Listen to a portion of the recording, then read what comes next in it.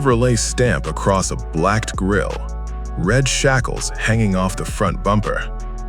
Underneath that crimson paint sits a telemetry system Chevy has never put in a factory Silverado. Real-time axle lock and terrain data on the main screen. And I'm not explaining how it works yet. Stay with me, because it's the reason this truck can finally back up a claim Chevy's avoided making for years. As for whether this is worth cross-shopping against Raptor R or the TRX, my answer depends entirely on whether you actually wheel this truck or just want the look. We're covering the exterior, stepping into that cabin, then getting into real numbers. But first, the backstory. Because PHOENIX didn't start as a styling refresh. It started as Chevy finally answering a fight it had ignored. Most people are staring at the red shackles and Chevrolet grille stamp. That's not the point. What matters is the switch bank and telemetry screen, a factory axle lock readout most trucks only get from aftermarket gauges bolted to the A-pillar. Every rival in this class buries terrain data inside touchscreen submenus. Chevy built a dedicated readout and switch bank instead, so you confirm axle lock without looking away.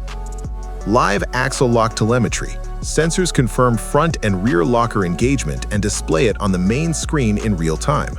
The logic is simple. A locker that might not have engaged is worse than none at all. It closes the gap between assuming and knowing. Step inside, where the cabin backs up that same philosophy. That diamond-quilted black leather with red contrast stitching isn't standard Silverado fare. The pattern and carbon fiber trim read closer to a Raptor R's Recaro cabin than a base work truck. The ergonomic call worth naming, Chevy kept a physical switch bank below the screen instead of burying axle lock and terrain modes in a touch menu. On the trail, that's correct. You confirm lock-in by feel, without glancing away from the obstacle ahead. Ram's TRX still needs a screen tap for some of those same functions. Predictive terrain recognition. Forward-facing cameras read surface texture and preload the suspension's damping curve before the wheels hit it. The reasoning is simple. Reactive suspension is always one beat behind rough terrain.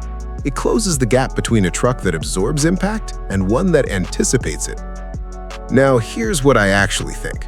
The shifter puck sits low enough that reaching for the terrain dial invites an occasional wrong grab. Ram's shifter keeps that zone cleaner. The exterior is where this competitive intent becomes obvious. The brief wasn't to build another ZR2 trim. Chevy already had that covered.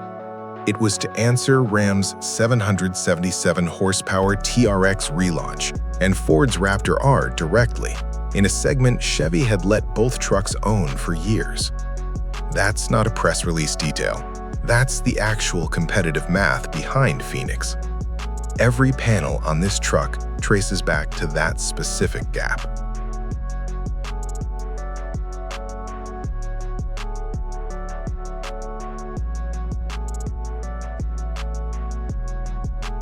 Start at the grille. Blacked out mesh with Chevrolet spelled out in raised chrome lettering, a factory callback to the brand's own heritage script rather than a badge. The functional hood scoop feeds cold air to the engine rather than sitting there for looks. Black fender flares widen the body to clear the mud terrain tires without leaving gaps at speed. Those black wheels with bronze inner barrels aren't just color matched. The wider offset lets the portal-style stance clear this tire size without rubbing under full articulation.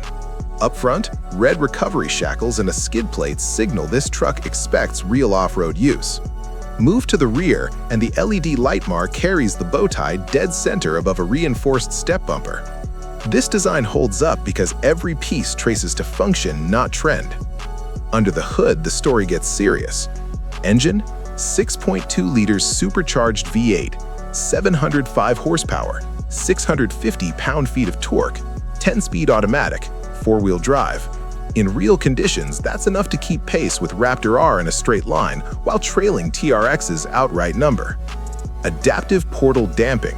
The portal-style axle geometry lets Chevy run softer spring rates without sacrificing ground clearance, closing the ride quality gap to Ram's Bilstein Blackhawk shocks on washboard trails. The logic eliminates the harsh secondary bounds solid axles usually carry at speed. It closes that gap without adding the TRX's added unsprung weight. Raptor R still wins on outright pedigree and desert racing history, no argument there. TRX counters with more horsepower on paper, but starts nearly $6,000 higher. The engineering case is closed, the financial one is next. Now, here's what I actually think, completely straightforward. Every decision on PHOENIX traces back to that TRX and Raptor R fight. The telemetry screen exists because Chevy needed proof of capability.